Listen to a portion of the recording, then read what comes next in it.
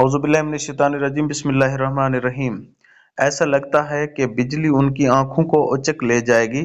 جب بھی بجلی ان کے لیے روشنی کر دیتی ہے وہ اس روشنی میں چل پڑتے ہیں، اور جب وہ ان پر اندھیرا کر دیتی ہے تو وہ کھڑے رہ جاتے ہیں، اور اگر اللہ چاہتا تو ان کے سننے اور دیکھنے کی طاقتیں چھین لیتا۔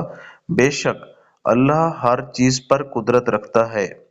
اے لوگو، اپنے اس پروردگار کی عبادت کرو جس نے تمہیں اور ان لوگوں کو پیدا کیا جو تم سے پہلے گزرے ہیں، تاکہ تم متقی بن جاؤ۔